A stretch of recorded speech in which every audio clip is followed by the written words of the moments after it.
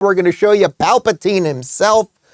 Here is Klaus Schwab saying that the world will no longer be run by the USA. Instead, he's got plans for the WEF and BlackRock. Okay. Who will really command the fourth industrial revolution and its technology like artificial intelligence? What's your sense of who's best placed at this time to lead the world into the fourth industrial revolution? Because you pretty much created this term. We're seeing the kind of technological strides that China has made with Huawei, with the 5G technology. Do you believe that this could potentially be China's time once again? We should make here again let's say a differentiation. On the one hand, we have state capitalism. On the other hand, we have shareholder or private capitalism. So it's a clash between two systems.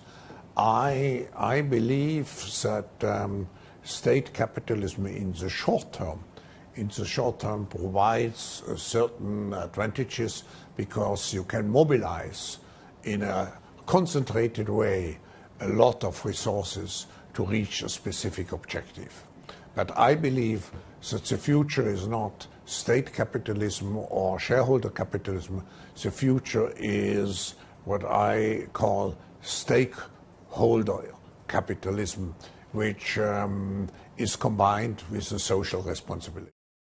The last line there is the really scary part. Stakeholder capitalism is combined with this idea of social responsibility. This is ESG. We've done several shows on this. Glenn Beck wrote a fantastic book on it. I had Vivek Ramaswamy on to talk about it.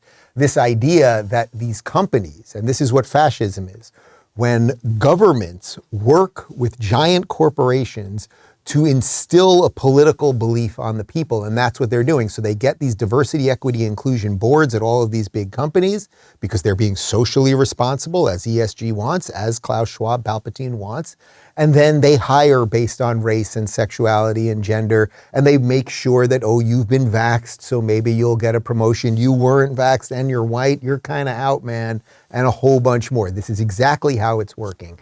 And what he does, this Klaus Schwab guy, who of course is unelected, has no, in the reality of how things are supposed to work, should have no power over your life. He also comes off as a complete cartoon character. If you were making up the idea of the evil guy, the evil world leader, I mean, it's him. The accent, it's all just perfect. It's him. But what they then do is they have their little World Economic Conferences. Obviously, we covered the last one in Davos quite extensively a couple weeks ago. And then they send the world leaders back to their countries to institute their policies. This is top-down evil nonsense. We sent many, many high-level American officials there.